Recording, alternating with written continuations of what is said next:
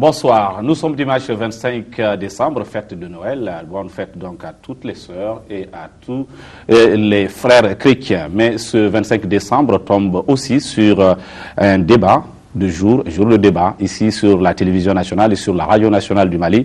Ce soir, nous recevons comme invité M. Lassine Boiré, le ministre de l'économie et des finances. Monsieur le ministre, bonsoir. Bonsoir.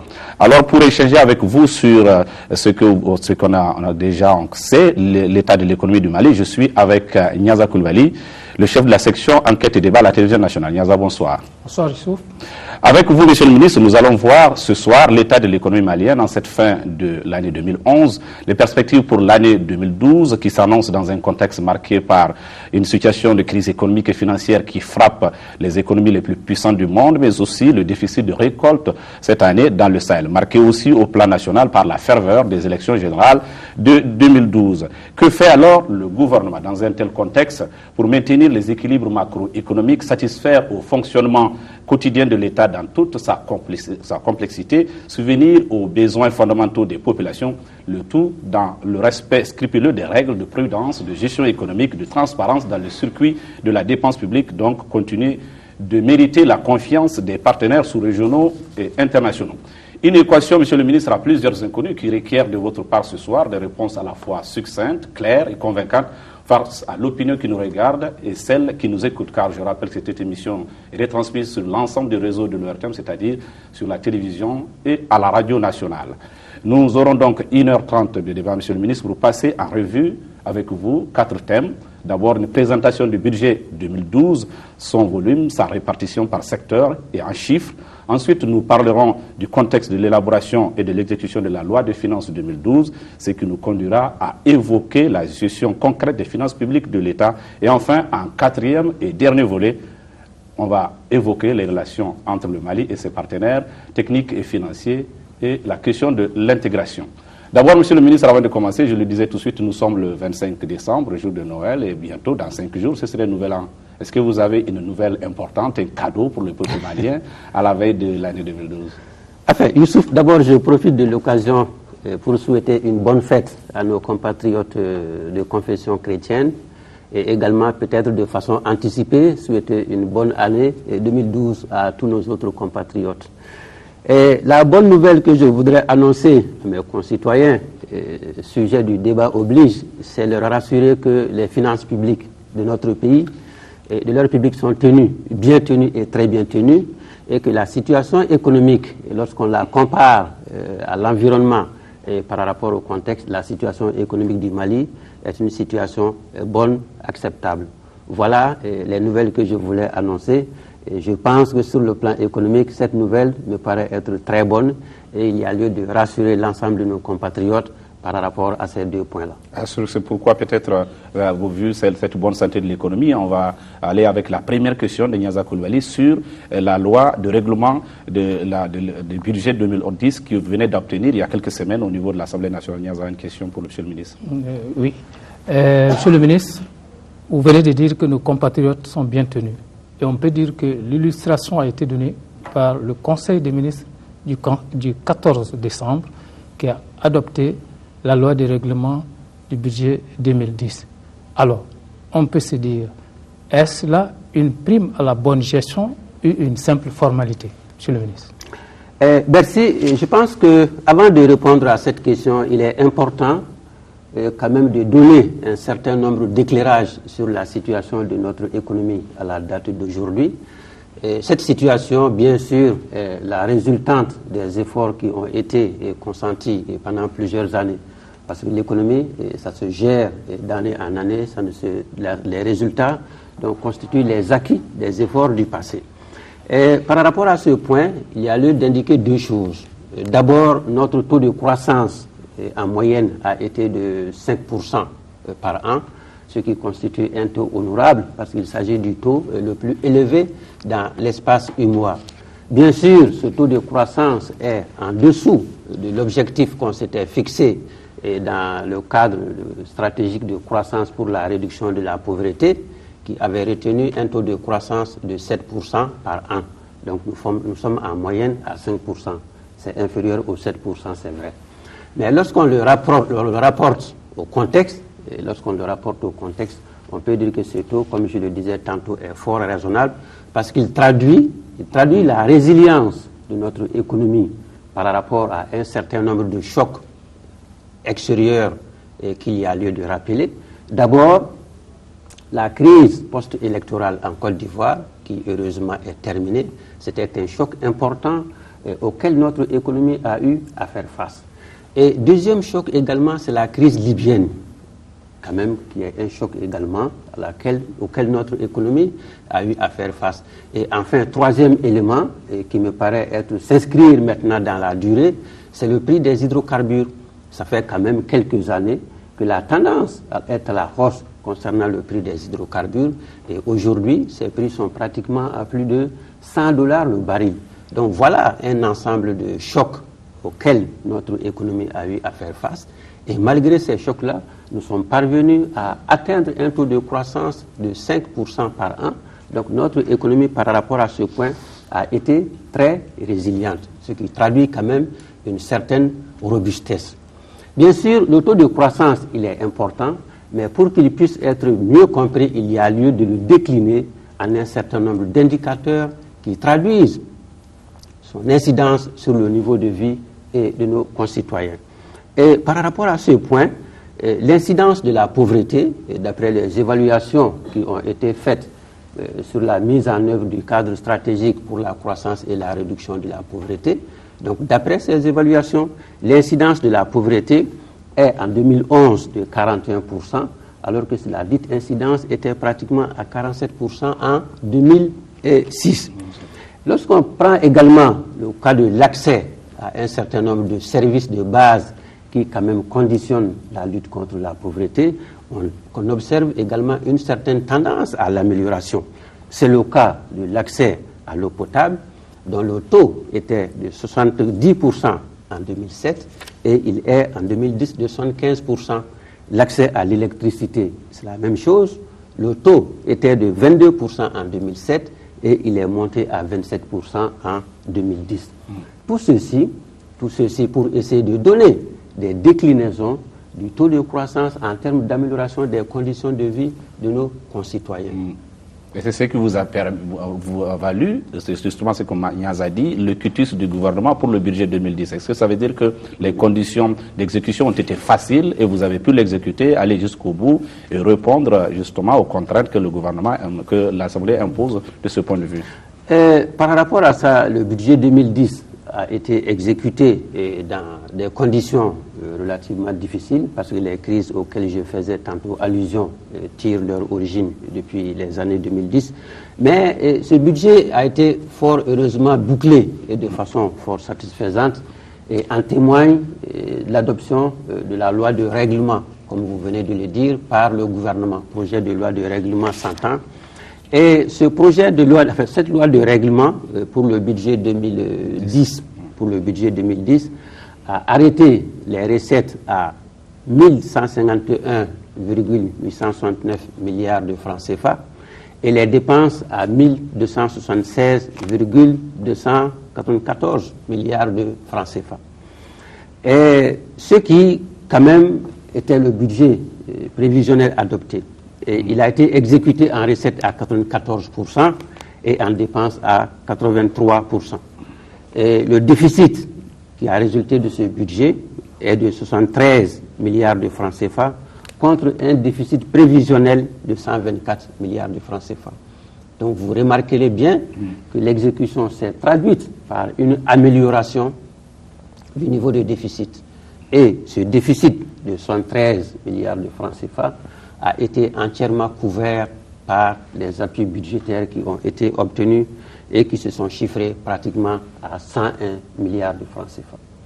Donc, conclusion, la loi de règlement du budget 2010 consacre une nette amélioration de l'exécution par rapport aux prévisions, ce qui dénote de la maîtrise des finances publiques, comme je le disais à l'entame de mes propos, maîtrise aussi bien pour ce qui concerne les dépenses, mais également bonne mobilisation des recettes fiscales. Oui, on peut dire qu'au-delà de cette satisfaction, il y a quand même des défis auxquels vous n'avez pas pu répondre comme vous l'aurez souhaité. notamment ne serait-ce par les crises que vous avez évoquées tantôt, la crise en Libye, la crise de Côte d'Ivoire, peut-être que cela a joué sur les prévisions. Malgré le quitus accordé par le Conseil des ministres, il y a certainement des prévisions que vous aurez souhaité atteindre qui ne sont pas atteintes. Mais bien sûr qu'il y a des prévisions qu'on aurait aimé atteindre, qu'on n'a pas atteint. Je le disais tantôt, l'objectif de croissance retenu par le cadre stratégique pour la croissance et la réduction de la pauvreté, c'est 7%. On a fait 5%. On a fait 5%. Donc, quels que soient les résultats que nous atteindrons en termes d'exécution du budget, en termes de croissance, enfin, tant qu'on n'a pas les 7% qui permettent quand même d'influencer de façon très forte sur la réduction de la pauvreté dans notre pays, donc tant qu'on n'a pas atteint ce taux, nous pouvons dire que nous ne sommes pas satisfaits. Nous ne sommes pas satisfaits, c'est le lieu de le dire. Parce que quels que soient les résultats, tant que vous n'atteignez pas les objectifs que vous vous êtes fixés, on peut dire qu'il y a de la marge de progression. Et c'est ce à quoi nous nous attellerons. Pour le budget 2012, est-ce que vous allez vous rattraper, comme vous le dites, sur le budget 2012 et en quelque sorte, est-ce que cette prouesse, en quelque sorte, entre guillemets, a pu vous satisfaire ou faciliter peut-être le passage du budget 2012 devant l'Assemblée? Oh oui, je pense que prouesse, oui, c'est un effort collectif et c'est le lieu vraiment de féliciter tous ceux qui concourent à l'élaboration de ce budget. Et parmi lesquels, bien sûr, il y a les agents techniques, mais également les opérateurs économiques, parce que n'oublions pas, c'est eux qui payent quand même les impôts, et également les partenaires techniques et financiers, et c'est eux qui nous appuient. Donc la bonne gestion de ce budget 2010, attestée par cette loi de règlement dont je viens de vous dire tantôt, les différents compartiments, et qui dénote une maîtrise notamment du déficit, donc la bonne gestion a certainement influer sur l'élaboration du budget 2012. Parce qu'il faut le rappeler, dans le cadre des règles de convergence de l'UMOA, un critère essentiel se trouve être la maîtrise du déficit, qu'on appelle le solde budgétaire de base. Donc à l'horizon, l'engagement de tous les pays, c'est de faire un budget équilibré. Budget équilibré en ce sens que les dépenses ne doivent pas dépasser les recettes, et au mieux même, les dépenses doivent être inférieures aux recettes pour dégager ce qu'on pourrait appeler les épargnes. Donc par rapport à ce point, l'exécution du budget 2010, comme je le disais tantôt, a été une bonne entrée pour le budget 2012, mais également pour le budget 2011 qui est en train aujourd'hui d'être clôturé. Alors, pour le budget 2012 dont vous parliez tantôt, est-ce qu'on peut savoir les grandes sources, sinon les grands axes de répartition? On peut le savoir, les grands axes de répartition. À titre de rappel, le budget 2012 qui a été voté par l'Assemblée nationale, en recettes, il se chiffre à 1341,5 milliards de francs CFA.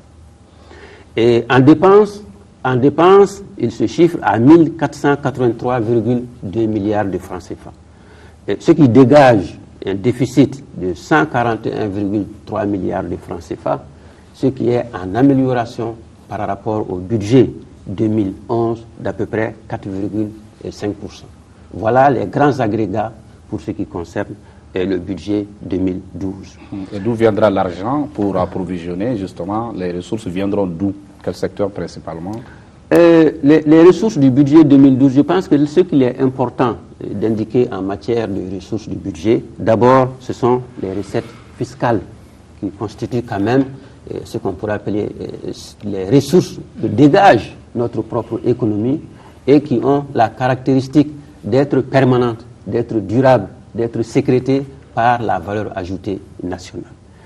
Et dans les recettes, les ressources fiscales vont représenter 875,8 milliards de francs CFA, dont à peu près 57% vont provenir de la fiscalité intérieure et 37% vont provenir de la fiscalité des ports.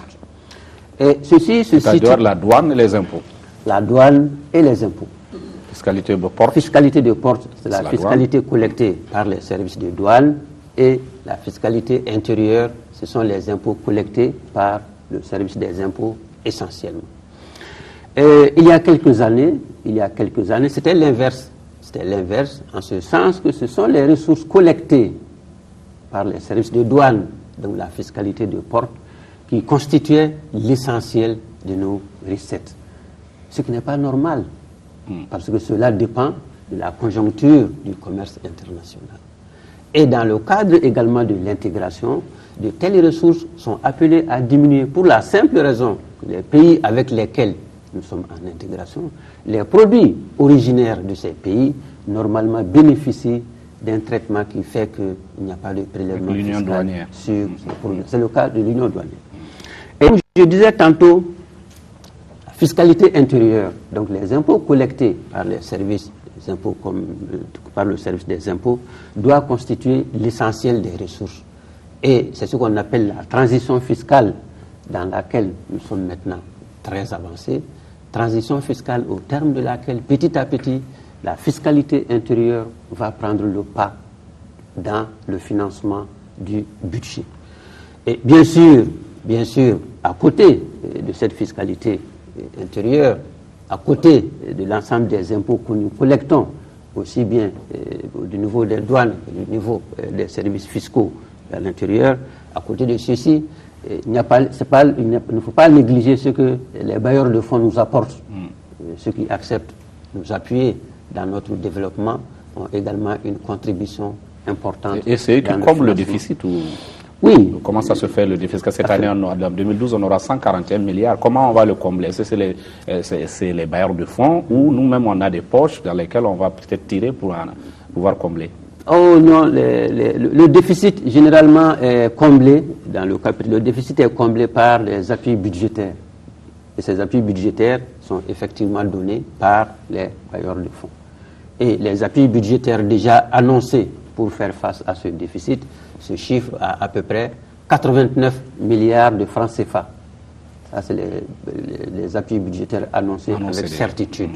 Mais à ces 89 milliards de francs CFA, il y a lieu d'ajouter les appuis budgétaires qui seront mobilisés en fonction de notre performance dans la gestion.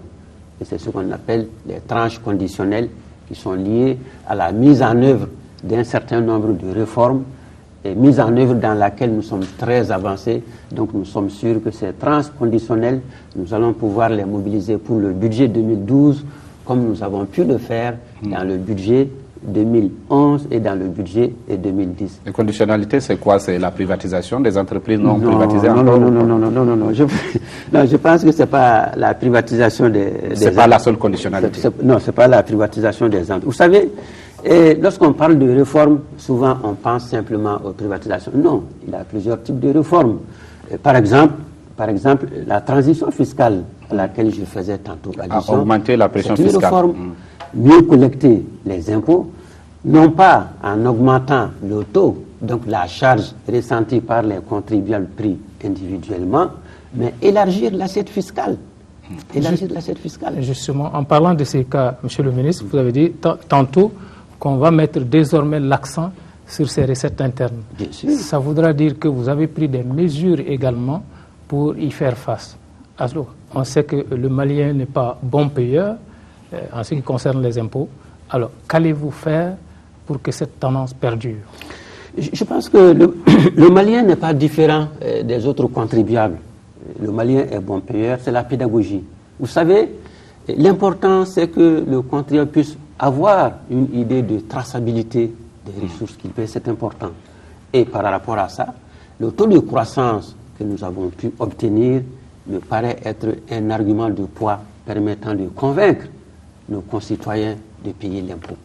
Et au-delà de ce taux de croissance, qui est quand même un élément statistique, lorsqu'on regarde notre environnement, enfin, on ne peut pas dire que des efforts n'ont pas été faits. Vous regardez le nombre de routes qui ont été construites et qui permettent un désenclavement, vous regardez le nombre d'hectares qui ont été aménagés et qui permettent de relancer la croissance, notamment agricole.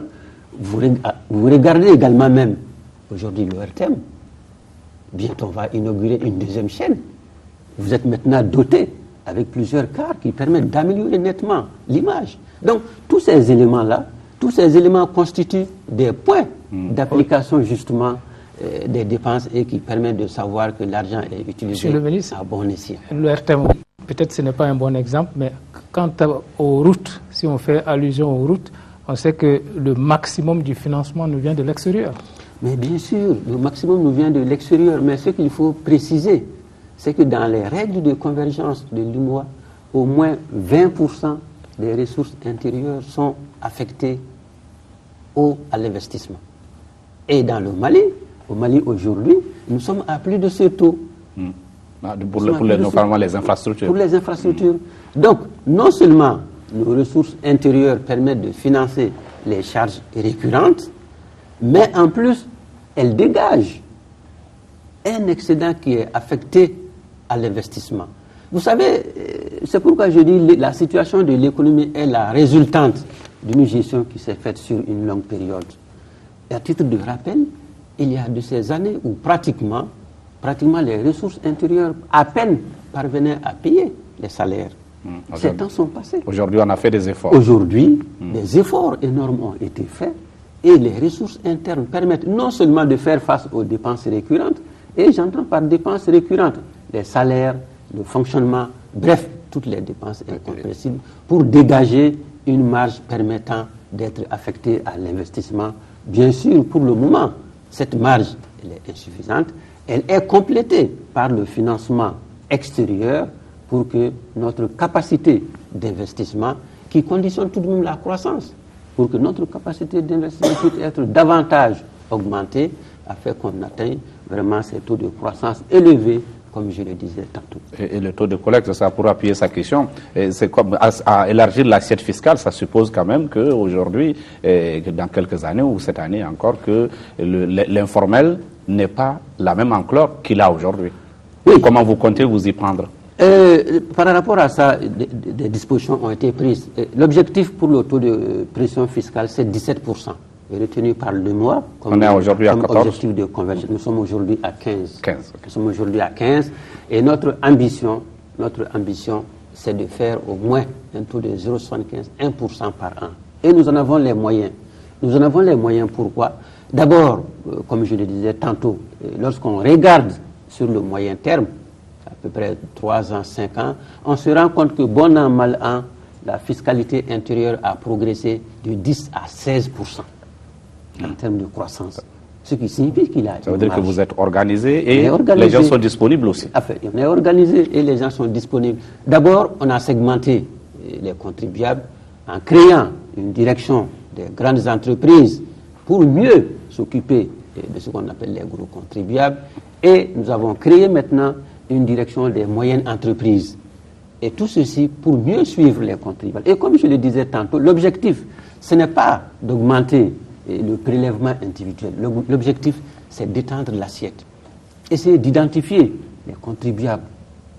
Essayer de les suivre pour collecter le maximum d'impôts. Et nous pensons que d'abord l'informatisation y contribue.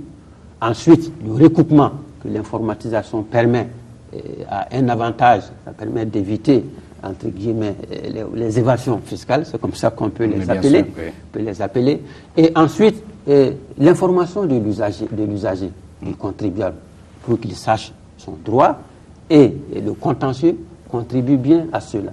Et comme je le disais tantôt, avec une bonne pédagogie, on peut amener le contribuable à davantage déclarer, à davantage payer, parce que c'est pratiquement à ce seul prix que nous allons amorcer le cercle vertueux du développement. Un développement qui ne repose pas sur les ressources propres de l'économie à terme est un développement qui manque de durabilité. Alors, Monsieur le ministre, au-delà de ces mesures prises pour assurer un bon fonctionnement, sinon des recettes souhaitables, il y a aussi un aspect qui intéresse le public malien, c'est la part réservée au secteur social, ce que vous appelez souvent les services de base, les services sociaux de base. Alors, on aimerait savoir quelle est la part réservée à quelques-uns de ces services sociaux de base.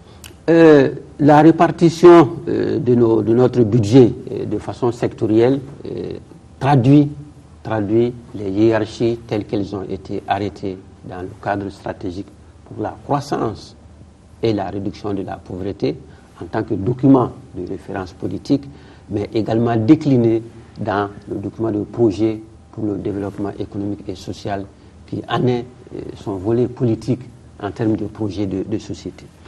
Et par rapport à ça, on peut retenir quand même que l'éducation qui à long terme conditionne la productivité, à long terme conditionne la croissance, parce que c'est elle qui forme les futures ressources humaines. Donc l'éducation a un montant très important, à peu près 20% du budget.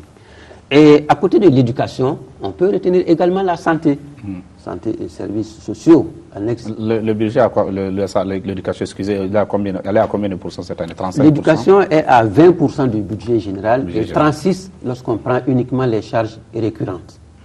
Et la santé, c'est 13,5%. Le développement rural, qui quand même est un secteur de croissance, est à 13% aussi. Et par rapport à ce dernier point, il faut indiquer que l'objectif qui avait été retenu par les chefs de l'État au sommet de Maputo, c'était 10% du budget consacré au développement rural. Nous sommes aujourd'hui à 13%. Donc c'est pour vous dire que la répartition sectorielle de notre budget privilégie bien sûr les secteurs sociaux conformément au souhait exprimé par son Excellence Monsieur le Président de la République de faire face surtout à la demande sociale.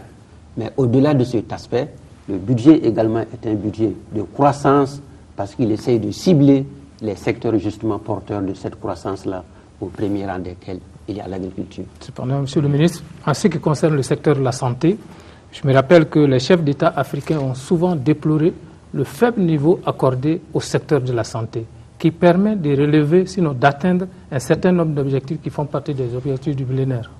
Oh, je pense qu'au Mali, on a dépassé maintenant ce niveau. Comme je le disais tantôt, lorsqu'on prend l'ensemble du secteur de la santé, parce que la santé, souvent, certains font le calcul en ne tenant compte que de l'aspect curatif. Je pense que la santé, c'est plus vaste que ça. Donc, en prenant l'ensemble des aspects qui concourent à la santé, comme je le disais tantôt, y compris les questions de prévention de la santé, nous sommes à 13,5% pour être précis. 13,5% de notre budget se trouve être consacré au secteur de la santé consolidé de façon générale. Et si on prend l'ensemble, parce qu'on a vu pour l'éducation c'est 20%, si on prend l'ensemble, et par ailleurs ça fait 36%. Les charges récurrentes. Alors pour la santé. Le budget a plusieurs niveaux d'appréciation. Les charges récurrentes, c'est quoi? Ce sont l'ensemble des dépenses plus ou moins de fonctionnement. Donc par rapport à ça, l'éducation c'est 36, mais lorsqu'on prend le budget consolidé, charges récurrentes et investissements, ça devient 20. Donc vous remarquerez qu'à la santé, la part des charges récurrentes affectées également à la santé est un peu supérieure à la part globalement affectée à ce secteur-là. Dans le budget 2012, on peut dire quel est le secteur qui gagne le plus, le secteur qui avance, qui vous avez accordé de bons bonus par exemple, parce que c'est bien géré et qu'il atteint des résultats. C'est lequel? Je pense que dans l'analyse du budget, il ne faut pas regarder comme ça. Tous les secteurs sont traités. L'éducation est en quelque sorte en panne. Est-ce que vous allez continuer à mettre beaucoup d'argent là-dedans? Je veux dire, est-ce que vous aussi, vous n'allez pas exiger de ce secteur-là qu'il apporte des résultats pour continuer à mettre autant de milliards? Enfin, on exige déjà de l'éducation des résultats. Et comme je le disais tantôt, l'éducation conditionne la croissance à long terme. C'est un investissement de long terme, l'éducation. Et l'éducation également a la caractéristique d'avoir des déterminants objectifs. Exemple, le nombre d'étudiants, on peut compter. Et le taux de scolarisation, si on veut atteindre la scolarisation de tous les enfants, la démographie, il y a une incidence importante. Donc par rapport à ces points, par rapport au point précis de l'éducation, ces facteurs déterminants ont une incidence en termes d'augmentation, en termes de poids du budget consacré à ce secteur-là. Et autrement dit, les secteurs qui bénéficient d'un traitement entre guillemets privilégié, si on peut l'appeler ainsi, ce sont les secteurs qui ont une incidence importante sur la croissance. Et c'est le secteur agricole, c'est important. Les infrastructures. Le secteur des infrastructures, parce que les infrastructures ont comme avantage d'augmenter la productivité, d'augmenter par exemple le coût des transactions. Si vous prenez le cas des routes, et toutes les statistiques ont maintenant montré que le coût des transports a été relativement réduit du fait de l'amélioration des infrastructures de transport. Simplement parce que les moyens de transport ont une longévité plus grande et également ça induit un minimum de confort tout de même. Alors, s'agissant du secteur de l'éducation, je me permets de revenir, est-ce que le fait qu'on aille à 20%, est-ce que ce n'est pas dû un peu à la réforme qui est intervenue dans le secteur, c'est ce que j'appelle la réforme, la nouveauté, notamment l'éclatement de l'université en 4 à Bamako et la création d'une université, un pôle universitaire et régional? Oh, non. Je pense que par rapport à cette réforme-là, soyons réalistes. Les étudiants, les statistiques donnent à peu près 80 000, 100 000. Ne serait-ce que pour des questions de simple maîtrise de la gestion des effectifs, je pense honnêtement qu'il fallait faire des pôles de gestion. Donc la répartition de l'université actuelle en 4 universités s'inscrit dans cette dynamique-là. Ça n'a pas d'incidence sur le budget de l'éducation? Ça aura une incidence. Elle n'est pas importante. Ça aura une incidence, mais marginale. Ça aura une incidence marginale. Il faut quand même des professeurs titulaires. Oui, ça aura un coût. On ne fabrique pas les professeurs du jour au lendemain. Donc je pense que le seul coût marginal que l'éclatement de l'université va certainement ajouter, c'est le coût administratif. Parce qu'on va installer une administration pour gérer chacune de ces universités, en l'occurrence les rectorats. Il faut un bâtiment, il faut un kit mobilier, il faut, pour faire fonctionner l'administration universitaire au niveau de chacune de ces 4 universités. Donc, je pense que c'est le principal coût marginal que l'éclatement va ajouter. Autrement dit, le nombre des étudiants, je ne crois pas que la répartition en 4 universités ou bien à X va changer le nombre d'étudiants du jour au lendemain. Ça va permettre une meilleure maîtrise de cet effectif-là. Et je crois que c'est déjà un premier pas, vers l'amélioration, la rationalisation de la gestion de l'université. Et cette année, vous avez, juste avant d'aborder la discussion sur le budget 2012, un invité qui est quelque chose qui n'était pas du tout attendu, il est inconnu en quelque sorte, et c'est le déficit alimentaire dans le Sahel. Est-ce que c'est quelque chose que vous avez pu prévoir et quelle est la part que vous le réservez dans le budget 2012? Enfin, le déficit céréalier n'était pas prévu parce que le budget 2012, il faut savoir, le budget, sa préparation commence pratiquement depuis le mois de mars et les arbitrages ont lieu autour du mois de juillet, mois d'août, au moment où les pluies ne sont pas arrêtées. Mais en tout état de cause, il faut rappeler que le budget prévoit toujours ce qu'on pourrait appeler les imprévus. Et à ce titre-là, notre budget dispose déjà d'un instrument qui anticipe tout ça à travers le filet social, qui est doté de façon très confortable.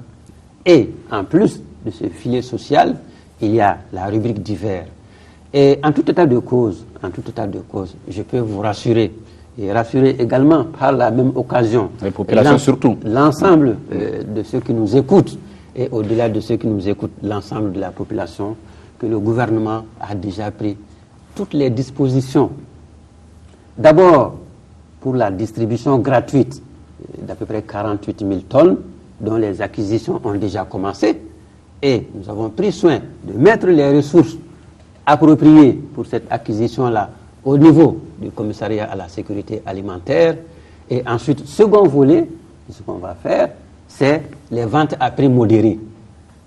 Et troisième élément du dispositif pour faire face à la situation, c'est essayer de reconstituer l'ensemble des stocks. Monsieur le ministre, il n'y a pas que les humains. En la matière, la mauvaise gestion, ça pose des problèmes aussi d'entretenir le bétail. Et nous avons un cheptel important. Rassurez-vous, le cheptel n'est pas du tout oublié. Et il est prévu l'acquisition d'aliments bétail pour le cheptel. Et ailleurs que dans le Sahel, parce que c'est tout le Sahel qui est concerné. Mais c'est importé. Donc vraiment, rassurez-vous, quelle que soit l'origine de l'aliment bétail, les éleveurs auront l'aliment bétail pour faire face à la situation. Et même plus, parce que n'oubliez pas, le Mali, c'est les agriculteurs, c'est les éleveurs, mais aussi les pêcheurs. Bien sûr. Il est prévu même l'acquisition d'alevins pour pouvoir empoisonner, pour pouvoir empoisonner les étangs et également et surtout essayer d'inciter les agriculteurs à faire les cultures de contre-saison. Donc un ensemble de dispositions sont préparées, certaines ont commencé à être exécutées, celles qui portent essentiellement sur les questions d'urgence et le court terme, et le montant identifié pour l'urgence, c'est 19 milliards. Les dispositions sont prises pour les pays. On en a commencé 19 déjà. 19 milliards pour l'ensemble? Non, pour l'urgence, pour les 48 000 tonnes et l'aliment bétail. Et concernant le moyen terme, donc les ventes à prix modéré, le montant, lorsqu'on ajoute, ça va dans l'ordre de 50 à 70. Et l'ensemble des mesures, y compris le long terme, c'est pratiquement dans la centaine de milliards. Monsieur le ministre, je me permets d'anticiper sur ce volet. En la matière, on sait, quand il y a de l'argent prévu, il y a un problème, notamment les malversations. Est-ce que des dispositions sont prises, ne serait-ce par anticipation, pour faire en sorte qu'il n'y ait pas de dérapage ou que quelques-uns ne profitent pas de cette manne? Le système pour s'enrichir. Vous savez, je pense que par rapport à ça, la malversation, en tout cas dans la gestion des finances publiques, le risque zéro n'existe pas, c'est vrai. On reviendra sur ce chapitre-là d'ailleurs, c'est la gestion de transparence. Mais l'ensemble des dispositions prises aujourd'hui, la façon dont le budget est géré, franchement, ça limite le risque. On peut en parler. D'abord, l'exécution de la dépense publique, c'est automatisé. Toute la chaîne de la dépense publique. De mon bureau aujourd'hui, je peux voir pratiquement tout le budget. C'est-à-dire que vous ne pouvez pas toucher une seule ligne si je veux à mon insu. Dans mon bureau, je peux le regarder. On en reviendra dans un chapitre qui est dédié à ça. Mais d'emblée, c'est pour dire quand même que ce dispositif il est prévu, il y a de l'argent. Mais il faut ajouter aussi la période de soudure qui est connue chez nous. Quelle que soit l'année, il y a toujours une période de soudure. Et quand vous ajoutez tout ça, est-ce que véritablement vous avez les moyens aujourd'hui de faire face à tout ça? Rassurez-vous, nous avons les moyens de faire face à tout ça. Pour la simple raison que la sécurité alimentaire, c'est la prioritaire. Ouais, il faut que les hommes mangent, les animaux. Donc tout le monde mangera à sa faim dans des conditions acceptables et la distribution gratuite, comme je le disais tantôt, toutes les communes qui ont été identifiées par le système d'alerte précoce comme des communes en problème, la distribution a déjà commencé sur la base du stock existant. Et ce serait gratuit? La distribution gratuite pour tout le monde a commencé dans ces communes-là. Quand même. Ça veut dire que vous allez faire aussi, vous allez recourir aussi aux subventions, aux exos, ce qui ne plaît pas trop aux autres. Bon, ça, le moment venu, on verra.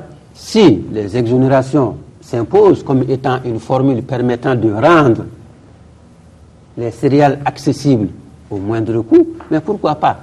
C'est un instrument qui est prévu. Mais pas de fétichisme pour tel ou tel instrument. L'ensemble des mesures seront prises à bonne date pour que la sécurité alimentaire pour l'ensemble de nos concitoyens puisse être assurée. D'abord, comme je le disais tantôt, distribution gratuite là où c'est nécessaire, vente à prix modéré là où c'est nécessaire et en tout état de cause, disponibilité de stock sur l'ensemble du territoire. Et justement, un autre inconnu, Niaza, c'est les élections générales. Pas inconnu, mais quand même, c'est quelque chose qui ne se passe pas, qui se passe chaque 5 ans. Est-ce que, Niaza, vous avez une question sur ce volet? Oui, Youssouf. Non seulement ce volet est un volet important, mais j'ose dire même que c'est un défi pour Monsieur le ministre. Parce que jusque-là, on a vu en la matière aussi, le financement, la part de l'extérieur a souvent été importante. Alors, qu'est-ce qui est prévu concrètement pour les élections? Pour les élections, toutes les dispositions sont prises. D'abord, nous avons anticipé, nous avons inscrit dans le budget 2011 14 milliards au titre des élections. Donc c'est pour essayer de faire ce qu'on pourrait appeler les activités de préparation des élections. Et dans le budget 2012, il y a 17 milliards. Et bien sûr, les partenaires qui accepteront appuyer notre processus électoral seront les bienvenus. Comme ils sont d'ailleurs les bienvenus concernant chacune de nos activités de développement, chaque fois qu'ils sont prêts à nous apporter leur appui financier, mais également technique. Mais je peux vous assurer que nous sommes mis dans la prédisposition de pouvoir financer nous-mêmes ces élections sur nos ressources propres. L'indépendance commence par ça. Vous savez, la démocratie, elle a un prix. Et aussi, les élections, il faudrait qu'on anticipe. Et cette année, nous avons anticipé. Nous avons anticipé en essayant de les budgétiser sur 2 exercices. Et toutes les dispositions sont prises pour qu'on puisse les financer sans aucun problème. 100%. 100%. Et vous êtes à 31 milliards. On est à 31 milliards. Et c'est vrai que vous êtes en train de dire qu'aujourd'hui, si véritablement dans la préparation des élections, ce n'est pas l'argent qui va poser problème. L'argent ne posera aucun problème. Aucun problème. Je peux vous assurer que l'argent pour le financement des élections ne posera aucun problème. D'abord, les élections sont dotées à hauteur de souhait, mais ce que je puisse vous garantir aussi, c'est que ces ressources seront gérées de façon très efficace, de façon économique et rationnelle. Ce qui nous conduit à parler aussi de la gestion, Magnaza, sur la question des marchés des élections. Alors, Monsieur le ministre, il y a cette question lancinante des marchés des élections, notamment le matériel électoral, pour lequel on semble dire que l'État a violé la loi en attribuant le marché public d'environ 6 milliards. Alors, est-ce qu'il y a eu violation de la loi ou pas, Monsieur le ministre? Vous savez, par rapport à ça, je m'en vais faire simplement 2 commentaires. D'abord, il faut remarquer que le Code des marchés, les dispositions notamment relatives au mode de passation des marchés, prévoit bien sûr les procédures par appel d'offres, mais également des procédures par entente directe. Et le gouvernement a estimé que les arguments dont il avait à sa disposition justifient largement le choix du mode de passation qui a été fait. C'est le gré à gré. Deuxième aspect.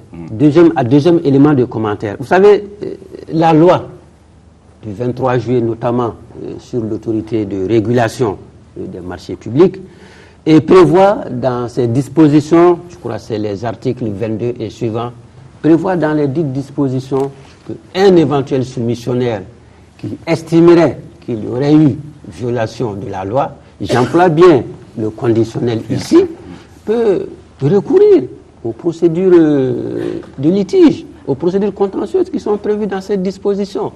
Et franchement, nous sommes dans un état de droit. Faisons confiance à nos institutions et laissons jouer le jeu institutionnel normal. Donc, tous les mécanismes de recours sont prévus. Ceux qui estiment qu'il y a problème peuvent recourir à ces dispositions-là. Et le gouvernement donne des explications. Donc vous dites effectivement le marché a été donné à degré à gré, mais c'est conforme à la loi. Enfin, les arguments que le gouvernement a, il est bien fondé et je pense que c'est conforme à la loi. Mais c'est le juge, c'est l'interprétation de la loi appartient au juge. Peut-être vous pouvez donner un de ces arguments. C'est l'urgence ou qu'est-ce qu'il justifie à ce moment précis? Vous venez d'en donner un. Lorsque vous regardez, vous faites un décompte du délai qui nous sépare des élections. Vous savez, pour faire une élection en avril, pratiquement autour de janvier, février, tout le matériel doit être disponible au moins. Ça veut dire que quelque part, effectivement, vous avez dit, on avait prévu l'argent, mais on n'a pas maîtrisé le calendrier, sinon on aurait pu lancer ce marché. Ça c'est des jugements de valeur, c'est votre appréciation, ce n'est pas la mienne. Donc vraiment, par rapport à ça, je pense que les 2 éléments d'appréciation que j'ai dit sont très clairs. D'abord, le Code prévoit aussi bien l'appel à concurrence, comme je le disais tantôt, mais également le gré à gré. Et les arguments, les éléments qui sont à ma disposition, me fondent à penser que le mode de sélection, le mode de marché qu'on a choisi était le plus indiqué. Maintenant, comme je le disais tantôt, la loi prévoit et le contentieux des marchés publics. Les voies sont ouvertes. Et le contentieux, il est fait pour qu'il soit mis en œuvre aussi. Ouais. C'est ça aussi la bonne gouvernance. Et c'est ce qui nous amène à la question qu'on avait abordée tout de suite, Monsieur le ministre, c'est-à-dire la gestion transparente des finances publiques. Est-ce qu'aujourd'hui, on peut dire qu'avec toutes les structures qu'on a créées, qu'on a déployées, qui coûtent autant d'argent à l'État, l'argent du contribuable est véritablement sauvegardé et va là où il doit aller? Je peux vous assurer que d'abord l'argent du contribuable il est bien géré. Il est bien géré. sur le plan interne, j'ai fait allusion à un certain nombre de dispositions qui sont prises. D'abord, l'automatisation de toute la chaîne de dépenses qui, quand même, permet une certaine intégrité des données, pratiquement un suivi à temps réel et également éviter des éventuelles erreurs.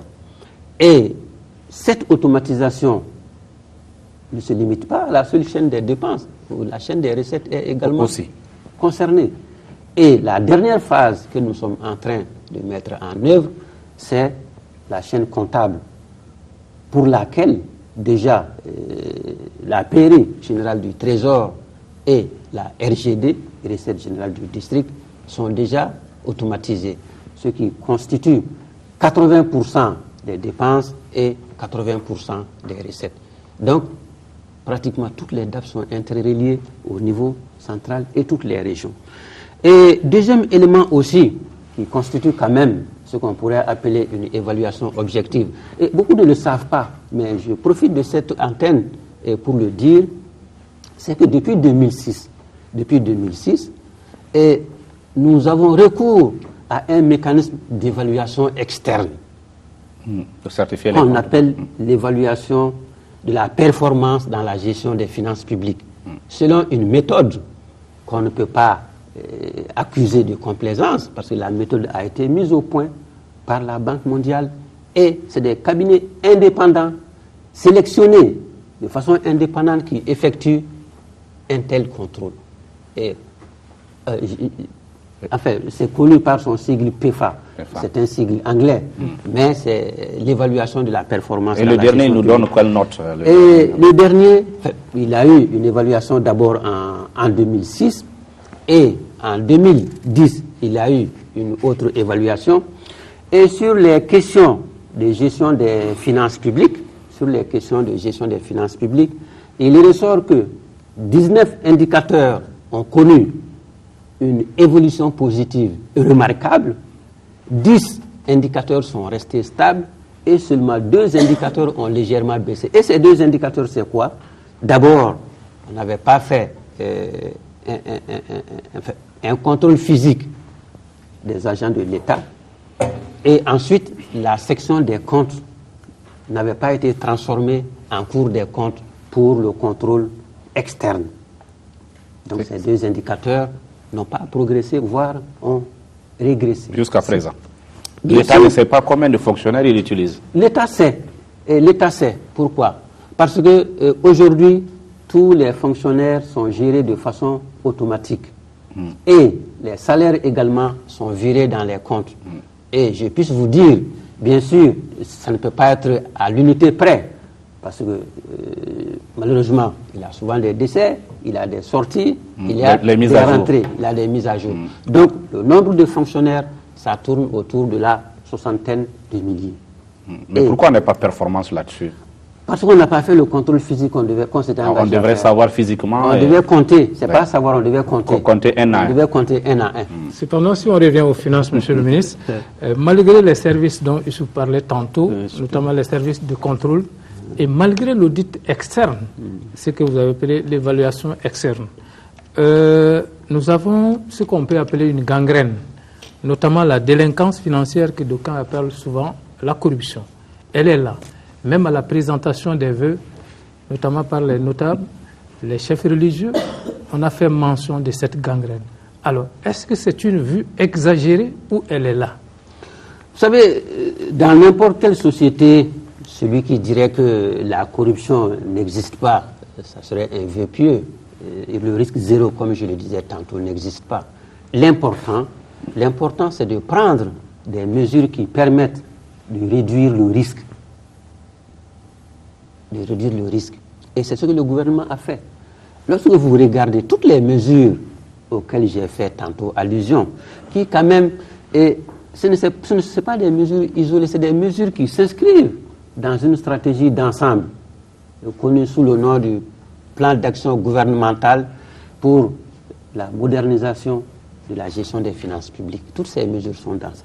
Donc, ces mesures prises, d'abord le renforcement des structures de contrôle, et la création du bureau de vérificateur en est un exemple, la dotation également de l'ensemble des inspections et le contrôle général de services publics de cadres en grand nombre s'inscrit dans cette dynamique-là, et également la transformation de la section des comptes en cours des comptes prévue par la révision constitutionnelle en cours s'inscrivent dans cette dynamique-là. Monsieur le ministre, avec l'ensemble de ces services, y compris les inspections des départements ministériels, est-ce qu'il n'y a pas lieu vraiment, compte tenu du résultat, il n'y a pas lieu de rationaliser un peu le contrôle? Il y a lieu de rationaliser le contrôle. Il y a plusieurs façons de rationaliser. Et ne pensez pas que ces structures de contrôle, qu'il y en a de trop. Personnellement, c'est l'impression que nous avons. Personnellement, je pense que il n'y a jamais de contrôle de trop. Il n'y a jamais de contrôle de trop. D'abord, lorsque vous regardez le nombre de structures et que vous regardez le nombre d'inspections, je ne suis pas sûr que malgré ce nombre que vous estimez trop, que chacune des structures peut être inspectée au moins une fois chaque 3 ans. Ce n'est pas évident. Surtout que, monsieur le ministre, nous en avons l'expérience, certains départements, et dans certains départements, les rapports des inspections sont à peine suivis. Je pense que là où la rationalisation me paraît avoir un sens, et c'est ça, c'est ce à quoi nous nous attelons, et c'est l'urgent, et c'est uniformiser les façons de faire. Façon de faire et se compléter. Et c'est dans ce cadre que nous avons élaboré et diffusé, peut-être que vous ne le savez pas, un arrêté qui normalise la façon de contrôler. Vous savez, le contrôle systématique, beaucoup de personnes ne le font plus. Il faut concentrer les contrôles sur les zones à risque. Il faut surprendre. Faire sous forme de sondage, même pas surprendre. Faites sous forme de sondage, sous forme de points à risque, puis vous rationalisez comme ça votre contrôle. Et deuxièmement, en essayant de faire dans un cadre normalisé, comme je le disais tantôt, l'exploitation des rapports de contrôle devient facile. Et enfin, pour vous rassurer que les rapports d'inspection sont exploités, chaque année, le gouvernement fait le point de la mise en œuvre de tous les rapports de contrôle. Et tenez-vous bien, cela est inscrit en premier point, enfin, au niveau d'un point important, lorsque nous faisons la revue budgétaire qui réunit chaque année les partenaires techniques et financiers et la partie malienne pour discuter de l'exécution du budget et ce qui permet plus ou moins de mobiliser les appuis budgétaires généraux, comme je le disais tantôt, afin de compléter éventuellement nos ressources pour faire face au déficit budgétaire. Et aujourd'hui, on peut dire qu'on avance ou on recule en termes de contrôle, notamment. Je veux dire, est-ce que ce qu'on investit, quand on fait le rapport, il apporte autant ce contrôle-là aux finances publiques? Personnellement, je pense que c'est des structures qui coûtent très cher aussi dans la prise en charge. Ça coûte cher, mais je pense qu'on avance. Vous savez, avec un indicateur. Si, il a des indicateurs. Et comme je le disais tantôt, le premier indicateur qui est un peu indépendant, ce sont quand même ces évaluations de la performance de la gestion des finances publiques. C'est pratiquement comme une agence de notation. Ça épluche tous les compartiments du budget. D'abord, l'intégrité des chiffres, la prévisibilité, la transparence, le contrôle, la conformité du budget par rapport aux priorités qui sont arrêtées politiquement, y compris même le rendu du budget au niveau du public.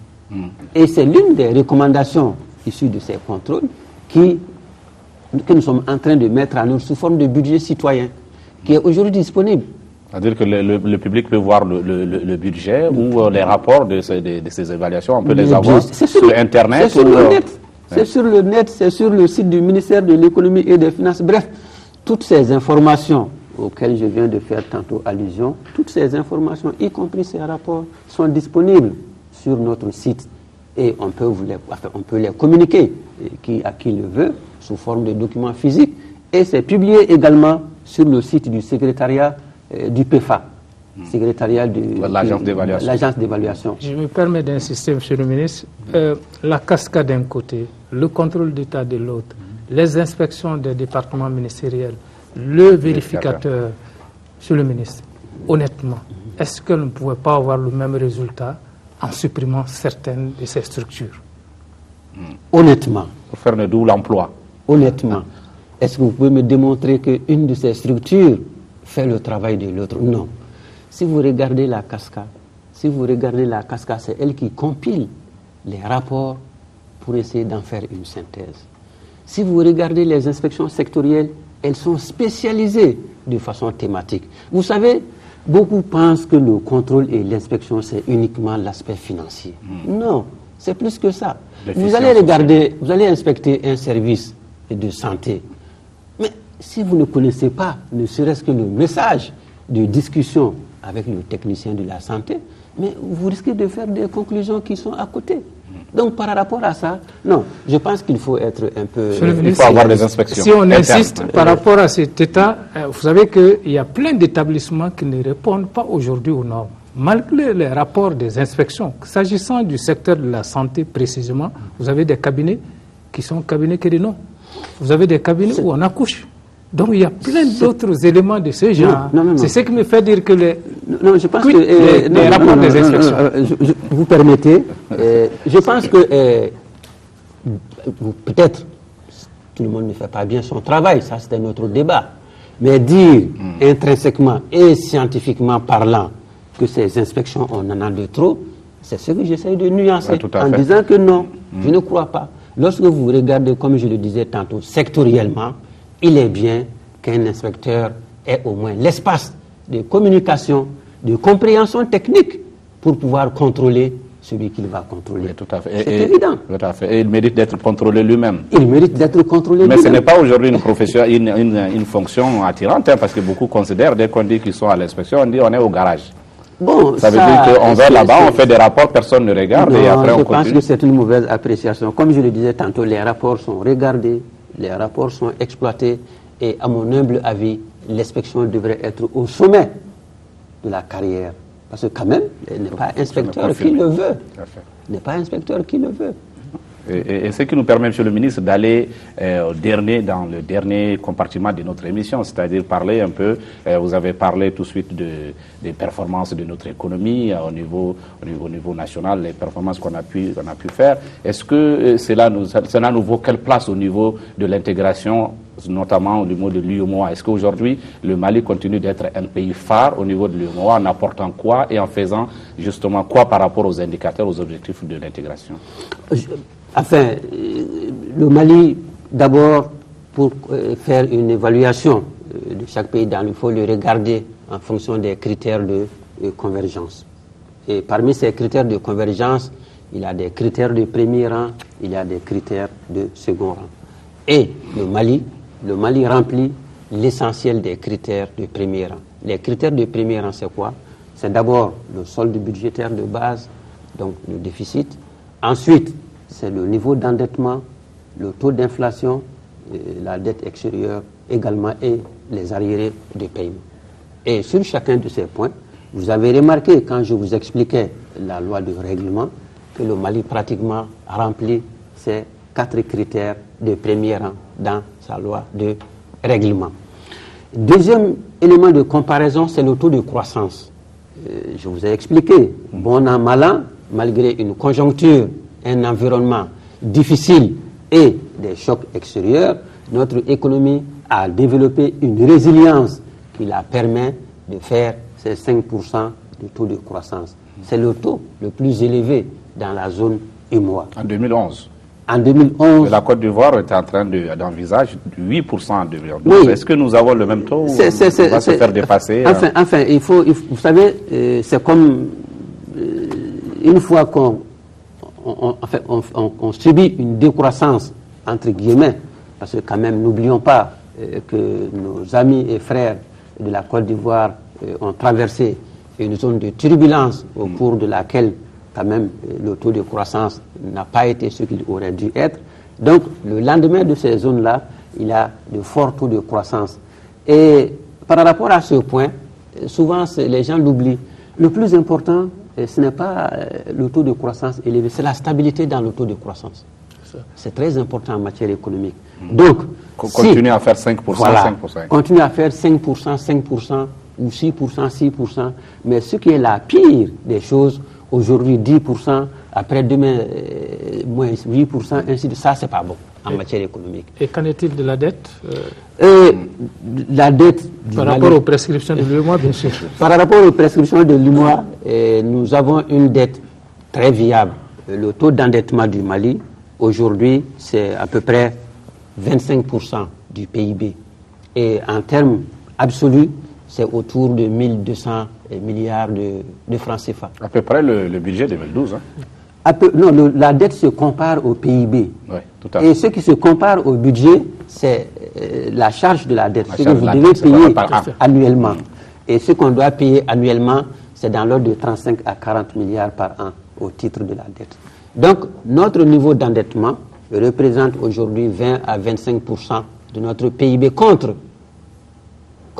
une norme de 70%. 70%. Jusqu'à 70%, la dette est considérée comme viable dans les critères de convergence. Et aujourd'hui, nous sommes à 25%, dont 20% pour la dette extérieure et 5% pour la dette intérieure. C'est le résultat du PPTE ou on a fait un effort pour payer à l'avance c'est le résultat pour s'enrichir après. Il y a la conjonction de plusieurs facteurs.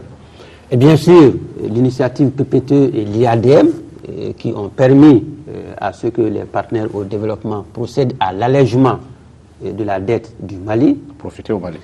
Qui a profité au pays. Mais depuis lors, je pense qu'il faut souligner également une gestion prudente de la dette. Et gestion prudente qui est faite d'abord par le fait que nous avons concentré l'endettement sur la dette concessionnelle. La dette concessionnelle, c'est quoi? C'est des endettements sur le long terme, au moins 25 ans, avec des différés 7 à 8 ans et des taux d'intérêt de 1,5 à 2 maximum. Ce qui fait que l'élément don, lorsqu'on procède à l'actualisation, l'élément don ressort à peu près 35%. Donc la combinaison de l'endettement prudent plus les initiatives PPTE et IADM ont eu comme conséquence une viabilité très importante aujourd'hui de notre dette. Et cet aspect me paraît d'autant plus important. Cet aspect me paraît d'autant plus important que cette viabilité nous a permis, cette viabilité de la dette nous a permis que dans le cadre du nouveau programme qui a été conclu avec le Fonds monétaire international, d'ouvrir un espace d'endettement non concessionnel, mais consacré essentiellement aux investissements productifs. Et enfin, en 2 mots, et la dette aussi doit être appréciée en fonction de ce en quoi on l'investit. On l'utilise.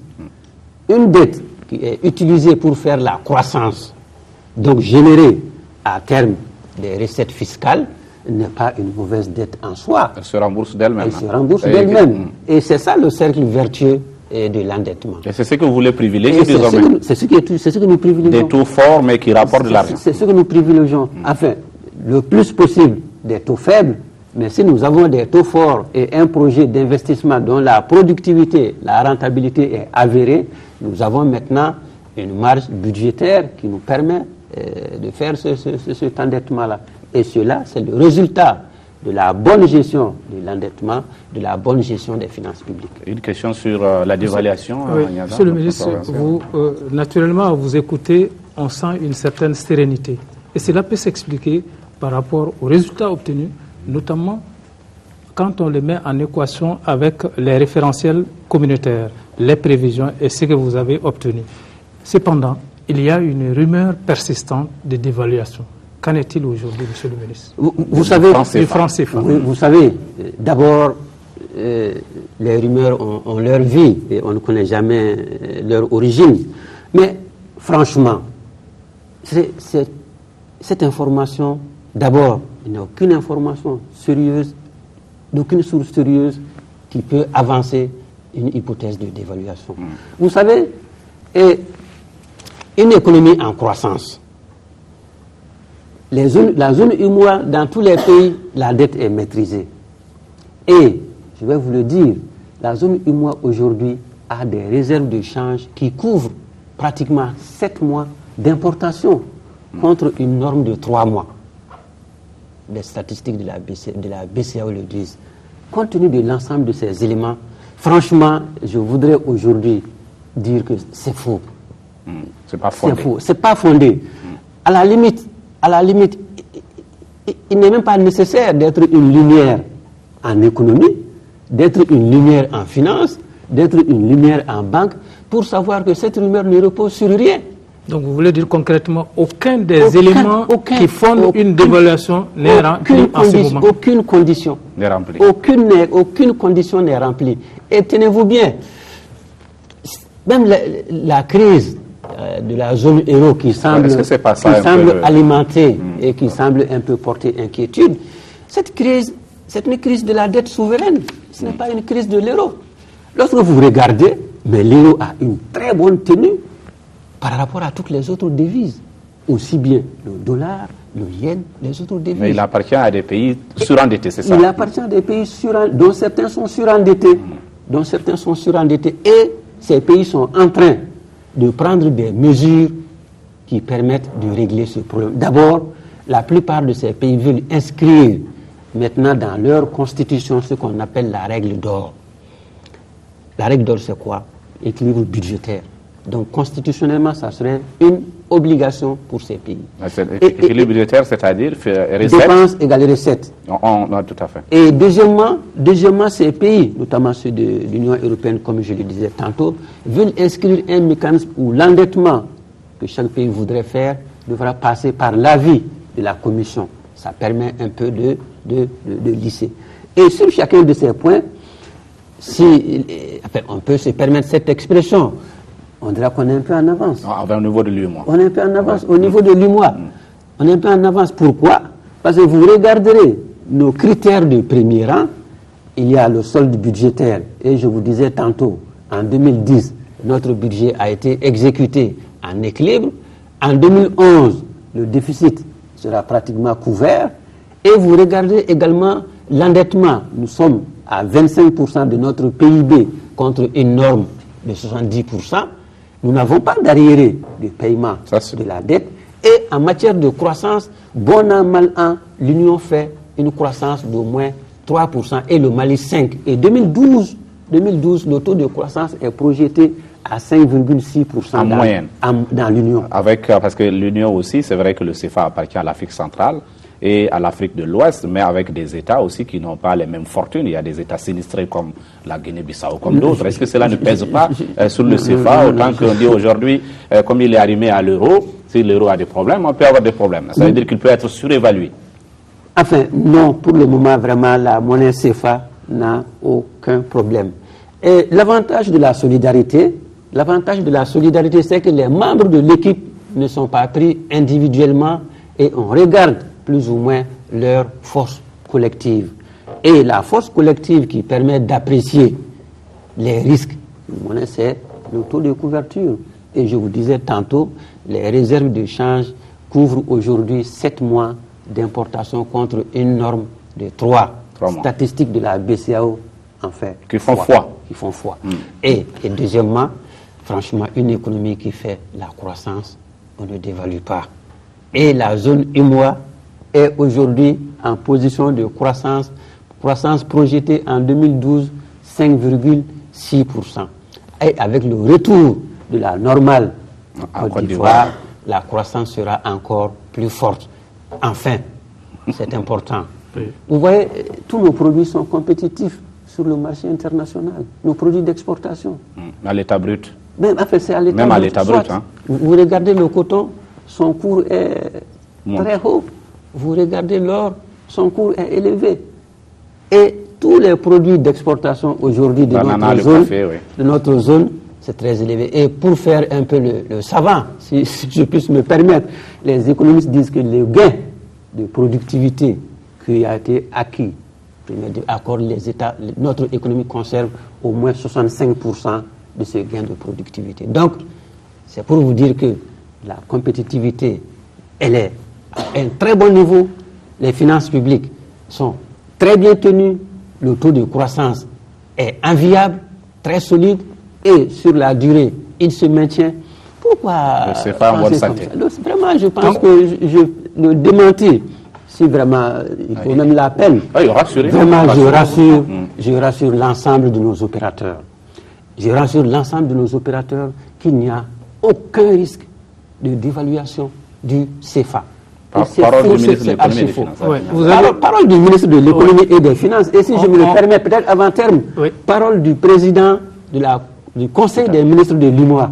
Parce qu'à partir de janvier, j'aurai l'honneur et l'insigne privilège de présider le Conseil des ministres de l'UMOA. Donc, parole des ministres de l'Économie et des Finances d'un pays membre de l'UMOA qui a quand même un taux de croissance fort et raisonnable et un budget très bien tenu, mais également parole du ministre, futur président du Conseil des ministres de l'UMOA, parce que c'est le moment de le dire, il n'y a aucun risque de dévaluation. Vraiment, c'est des rumeurs, des fausses rumeurs, et qu'il n'y a pas lieu vraiment. Qui ne repose sur rien. Voilà autant d'arguments qui rassurent, Monsieur le ministre. Cependant, il y a un aspect. Est-ce que, justement, compte tenu de la crise de la zone euro, est-ce qu'il n'y a pas un impact chez nous? Quand on voit, notamment au niveau de la récente réunion des ministres des Finances de l'Union européenne, où Jean-Claude Juncker a eu à faire l'état d'un communiqué qui demande aux autres États non membres de l'euro, de la zone euro, de contribuer au Fonds monétaire international afin de maintenir une certaine stabilité.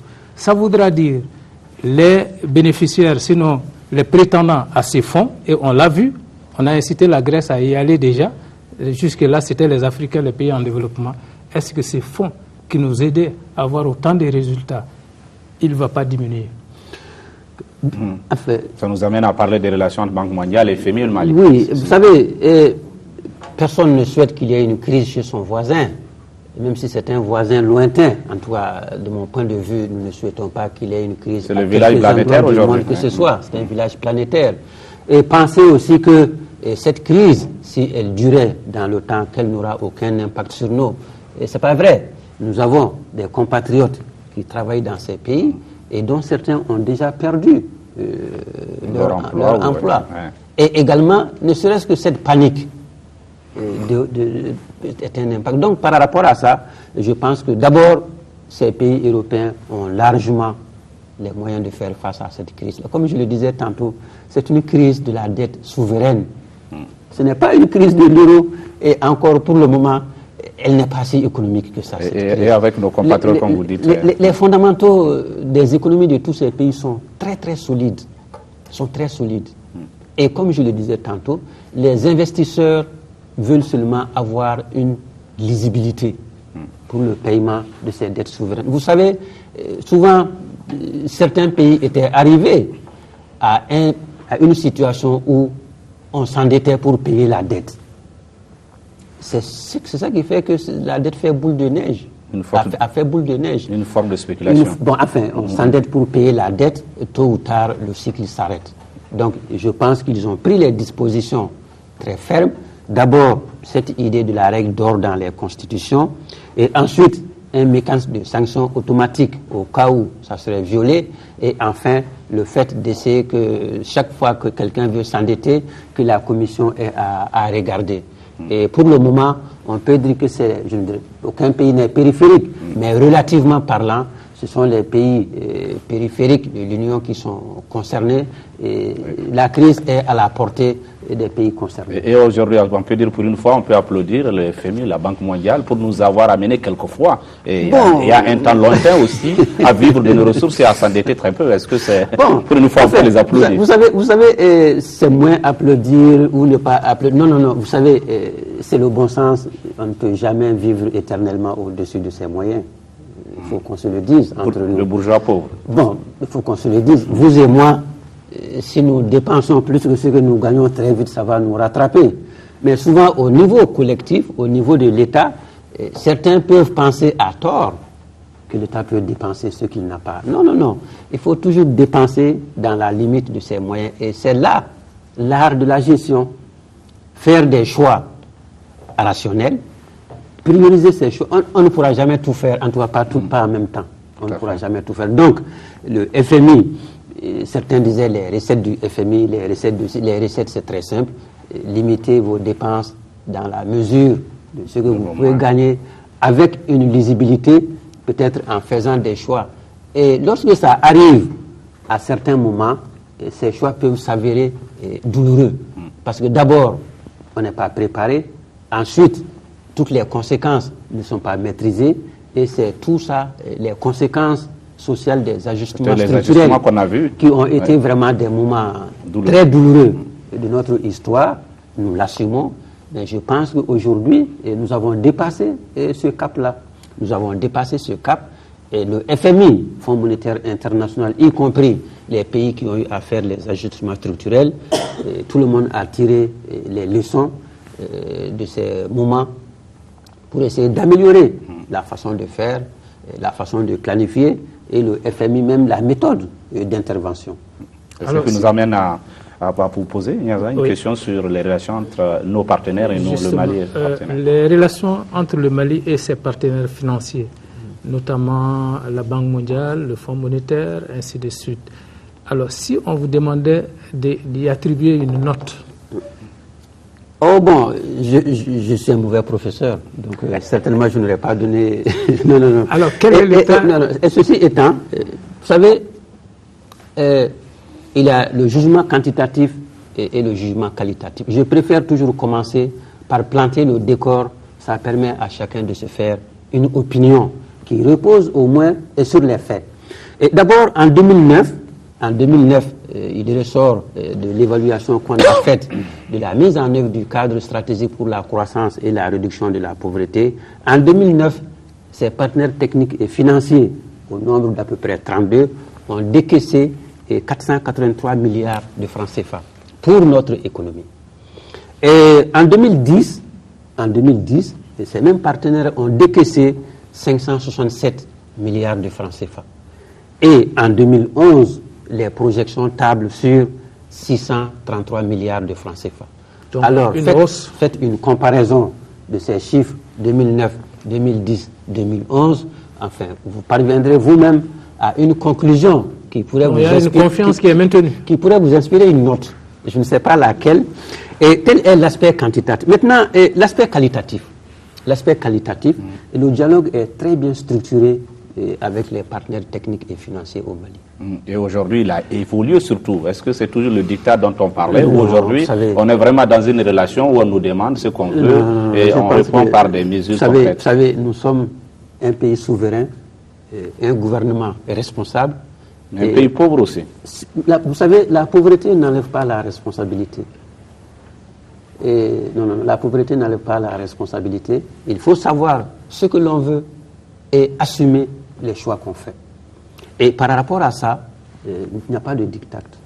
D'abord, toutes les interventions des partenaires techniques et financiers, ils l'ont accepté, c'est ce qu'on leur a demandé, c'est un problème de principe, s'inscrivent dans le cadre de cohérence qui se trouve être le cadre stratégique pour la croissance et la réduction de la pauvreté. Et sur le plan de la qualité, comme je le disais tantôt, notre dialogue est bien structuré. Il est très très bien structuré. D'abord, cette structuration-là s'inscrit dans la mise en œuvre de ce qu'on appelle la déclaration de Paris et le plan d'action d'Accra sur l'efficacité et de l'aide. Et en termes de structuration, d'abord il y a la Troïka, ces trois partenaires désignés parmi les PTF eux-mêmes à leur sein, qui les représentent. Et cette Troïka, pratiquement, discute avec le ministre des Finances au moins une fois par mois sur les enjeux, sur les politiques, sur ce qu'on va faire, sur la planification. Alors, Monsieur le ministre, malgré ces... Si vous permettez, oui, je complète la structuration. Ouais. C'est important, oui, parce que c'est vraiment...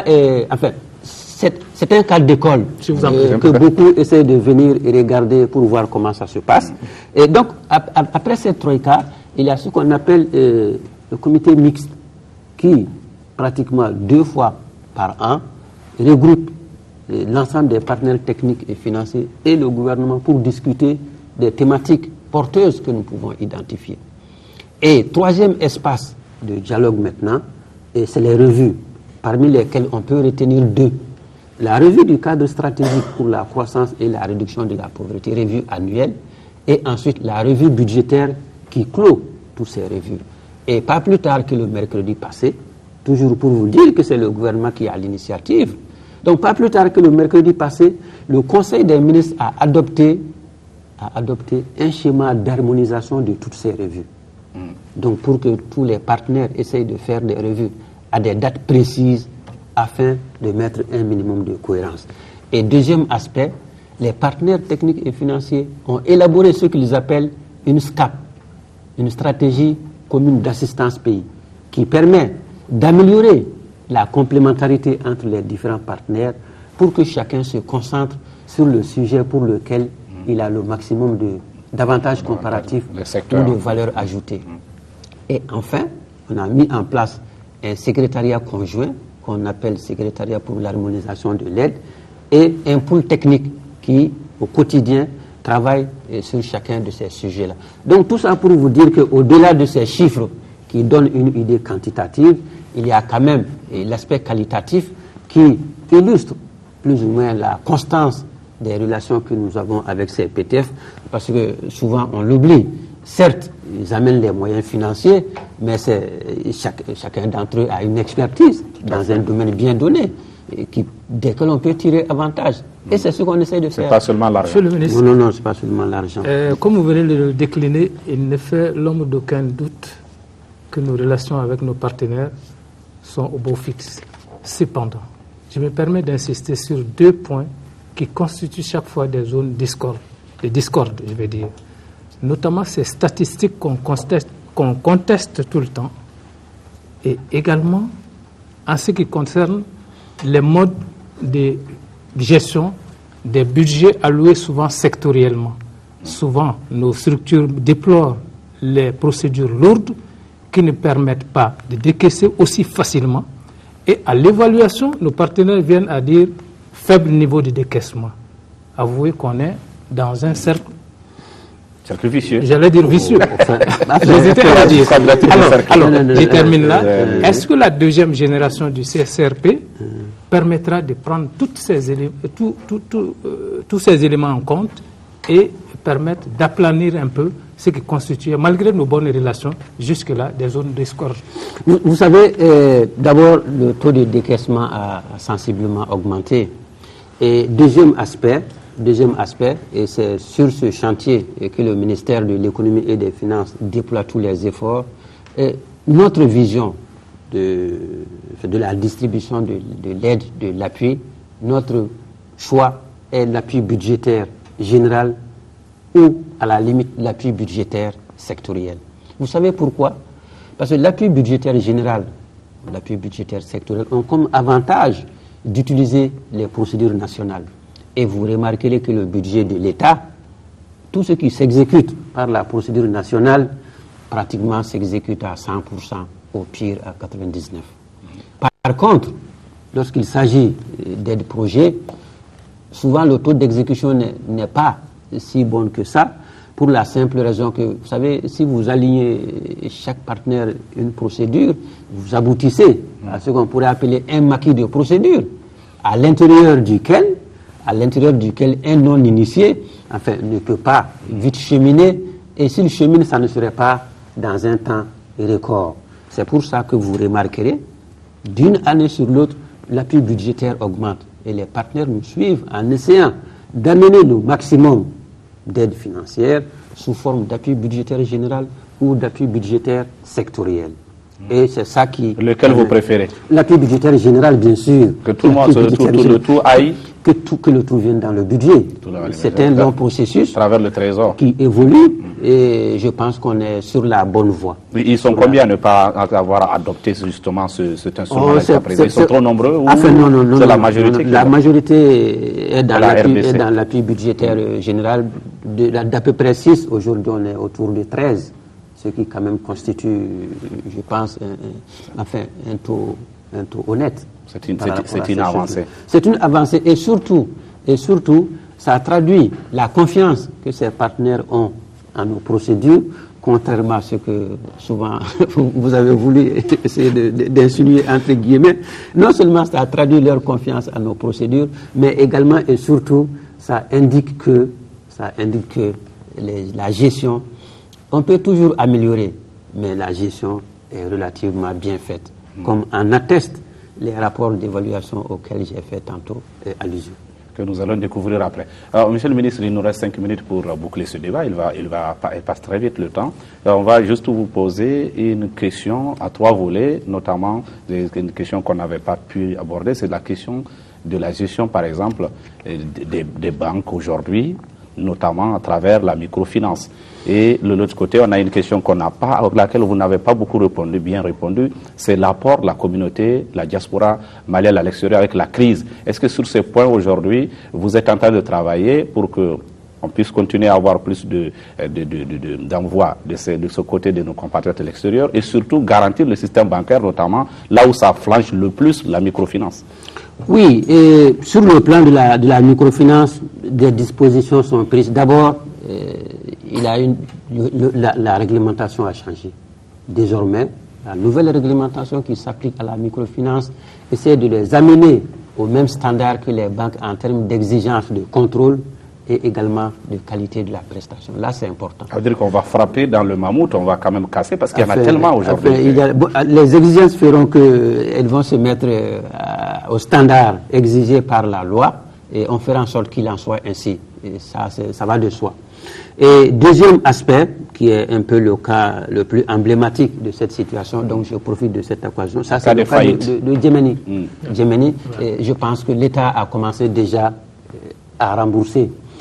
Non pas que l'État est partie prenante. Rembourse pour une dette qu'elle n'a pas contractée. Mais étant entendu que c'est l'État qui a agréé, étant entendu que souvent c'est les couches les plus fragiles, souvent des gens qui ont des dépôts de 25 000, d'autres des dépôts de 10 000, enfin, l'État étant la représentation la plus achevée de la solidarité, il est important qu'on manifeste un peu de solidarité pour ceux qui ont cru à cette institution, parce qu'elle avait été agréée et qui ont eu des problèmes.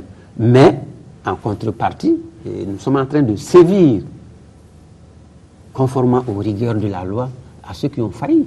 Les poursuivre en justice bien sûr, sans aucun doute. On est en train de sévir. Est-ce qu'il y a un autre cas qui est différent du cas de Djemeni aujourd'hui? Pour le moment, peut-être il y a des cas, mais Djemeni se trouvait être l'institution la plus importante dans cette situation. Peut-être qu'il y a un ou deux. Mais vous savez, le redressement d'une banque demande d'abord qu'on essaye de déterminer ce qu'on pourrait appeler la nature du mal et son étendue, et qu'on organise ensuite le mécanisme d'intervention. Parce que l'intervention comporte certainement la dimension remboursement que les gens voient, mais au-delà, il faut faire en sorte que l'institution puisse être sauvée. Il faut faire en sorte que l'institution puisse être sauvée. Parce que pour éviter souvent l'effet domino, mais également et surtout la pédagogie, ne pas donner le bon exemple. Et ne pas aussi mettre des gens dans la rue. En fait, ne pas donner le mauvais exemple. Non, je pense que l'État fera tout ce qu'il peut pour assainir le secteur de la microfinance et faire en sorte que sa contribution soit encore plus grande. Vous savez, le taux de bancarisation a connu un bond spectaculaire, justement à cause de la microfinance. Donc c'est un instrument, certes utile, mais peut-être certains on en a fait une utilisation qui dans certains cas n'était pas la meilleure, et en témoignent les cas à problème, et sur lesquels nous sommes en train de gérer, et les responsables seront plus ou moins, feront face à leurs responsabilités et conformément à la loi. Monsieur le ministre, vous comprendrez, malgré l'heure tardive, que nous ne puissions pas quitter cette table sans parler de l'assurance maladie obligatoire. Même si le président de la République, récemment dans les vœux, a donné beaucoup d'assurance, mais on le sait, il l'a déjà fait, mais à l'exécution, il y a eu problème.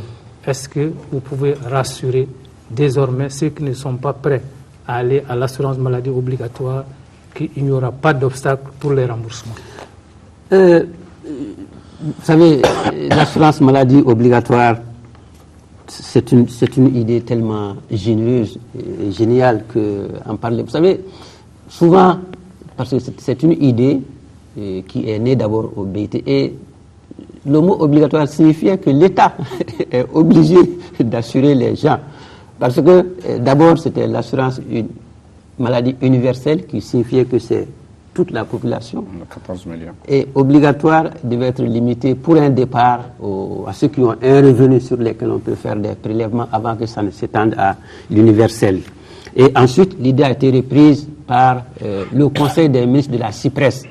C'est la zone UMOA dans le domaine des assurances. Ceci étant dit, pour votre question de façon précise, conformément aux déclarations qui ont été faites et conformément aux instructions qui ont été données, tous ceux qui ont décidé de ne pas faire partie de l'assurance maladie obligatoire, d'abord on va les rembourser et ensuite on arrête le prélèvement sur leur salaire. Seulement, il y a un certain nombre de problèmes techniques. Ce problème technique, c'est quoi? C'est que la meilleure façon de quitter, si on voulait vraiment qu'il n'y ait pas ce problème, c'était de passer par les services gestionnaires du personnel. Une fois que ces services gestionnaires du personnel ont la liste, elles codifient ce qu'on appelle votre position sur les fiches signalétiques individuelles, les FSI. Et une fois que c'est codifié, ça arrive au BCS qui positionne automatiquement. Mais, enfin, c'est comme ça que ça s'est passé. Je n'ai pas de jugement de valeur. Les demandes nous sont parvenues par des canaux les plus divers. Et aujourd'hui, notre ministère, en l'occurrence le BCS, on a reçu à peu près 27 000 demandes sur lesquelles les services ont pu traiter à peu près 21 000. De non d'adhésion.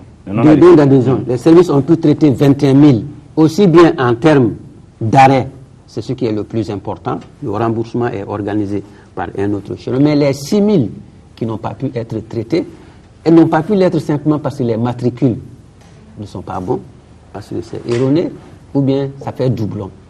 Et si on avait passé par les services chargés de la gestion du personnel, ces services auraient fait un premier recoupement et tout ce qui arriverait n'aurait pas posé problème. Donc franchement, je profite de l'occasion pour rassurer tous ceux qui décident pour une raison ou une autre de ne pas faire partie de l'assurance maladie obligatoire conformément aux instructions, tous seront remboursés.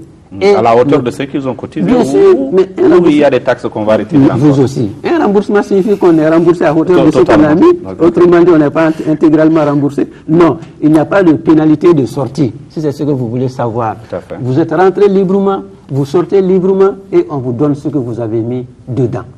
Mais l'organisation technique maintenant rencontre des aléas tels que je viens de les expliquer. Si le matricule n'est pas bon, il pose problème.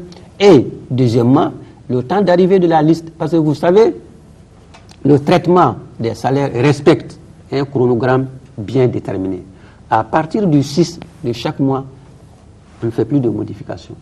On procède aux corrections pour que tous les agents, y compris l'agent lambda situé au plus loin possible, en tout cas tous les agents de l'État puissent voir leur salaire positionné au plus tard le dernier jour du mois. Okay, merci, monsieur le ministre, on a compris. Et juste pour terminer, vous allez conclure sur ça, ce débat, en tirer les enseignements qu'il vous paraît nécessaire de tirer. Le bout de la question que j'avais posée n'a pas été répondu. Vous ne craignez pas que les Maliens ne puissent pas, avec la crise, envoyer plus d'argent?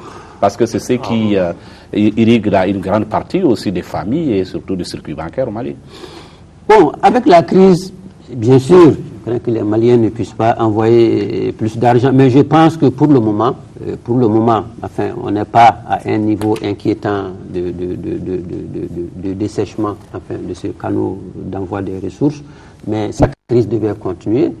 Naturellement, ce n'est pas notre souhait, et comme je le disais tantôt, les pays concernés ont pris des mesures qui permettent, en tout cas à mon humble avis, de penser que cette crise très vite sera un souvenir lointain. Ça, j'en suis convaincu. Votre mot de conclusion, on est à la fin de l'émission. Qu'est-ce que vous en retenez et surtout, qu'est-ce que vous devrez ajouter à tout ce qu'on a dit pour éclairer encore plus la lanterne malienne? Vous avez 1 minute et demie. En 1 minute et demie. Ouais. D'accord. Enfin, ce que je souhaite dire à mes compatriotes, c'est que les finances publiques, c'est important, c'est elles qui traduisent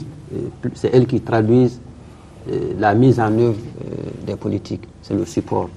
Et au-delà de tous les chiffres que nous avons donnés, au-delà de tous les commentaires que nous avons faits, nos finances publiques, quand même, constituent un instrument essentiel d'appui également aux couches les plus vulnérables. Et c'est dans ce cadre-là, au-delà de ces dépenses dont nous avons listé, qu'il y a plusieurs subventions, souvent qu'on oublie. Exemple, si aujourd'hui l'État si le carburant à la pompe devait être facturé conformément au prix international, enfin, il serait de loin supérieur à ce qu'il est actuellement. Aujourd'hui, l'État met dans la subvention du gaz butane pour 2011, à peu près 8 milliards de francs CFA. Lorsqu'on regarde également l'électricité du Mali, nous sommes un pays continental, nous ne produisons pas de pétrole et nous sommes l'un des rares pays de la sous-région où l'électricité ne connaît pas de problème. Dieu merci jusqu'à présent. Dieu merci. Et ça ne connaîtra pas. En tout cas, on fera tout ce que nous pouvons.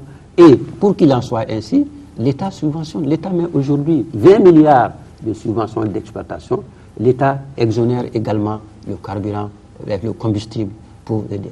Les engrais, pour permettre à nos cultivateurs de bien produire, l'État met en termes de subventions à peu près 30 milliards sur le budget 2012 et à peu près 25 à 27 milliards sur le budget 2007. Donc tout ça pour dire que le budget, au-delà des dépenses santé, dépenses éducation, le budget aussi est un instrument pour permettre que nos compatriotes, pour permettre que les couches les plus fragiles puissent avoir accès aux produits de base à des prix abordables et également que l'ensemble de l'économie puisse tourner de façon raisonnable, de façon correcte, et cela à travers les appuis que l'État fait sur des secteurs bien déterminés pour que le prix soit abordable pour ce qui concerne les prestations issues de ces secteurs-là. Je pense que cet aspect est important et souvent, lorsqu'on regarde le budget, on n'y pense pas toujours. Mais il est dedans. Il est dedans. Pour adoucir le quotidien. Pour adoucir le quotidien, c'est ça le mot. Merci beaucoup, Monsieur le ministre, pour votre disponibilité et d'avoir vous êtes prêté à nos questions pour ce soir dans le cadre des questions d'actualité. On vous remercie également. On remercie également vos collaborateurs qui sont autour de vous, qui ont tenu tout ce temps-là pour nous suivre et avec nous cette émission Questions d'actualité qui s'achève. Je remercie également Niazak Louali avec qui j'ai animé ce débat et également l'équipe technique qui l'a réalisé sous la houlette de Harbert Traoré, le directeur de la production ici à l'ORTM. Merci de nous avoir suivis pour ce soir. Bonne suite de programme. Peut-être dans quelques jours encore, on aura un autre ministre du gouvernement parce qu'ils ont décidé désormais d'être très clairs, transparents avec... plus transparent en tout cas avec l'opinion, et donc on les aura de temps à autre sur ce plateau pour vous donner tout ce que vous voulez savoir sur les différents secteurs du pays. Merci de nous avoir suivis et tout de suite, bonne suite de programmes sur la télévision nationale et la radio nationale.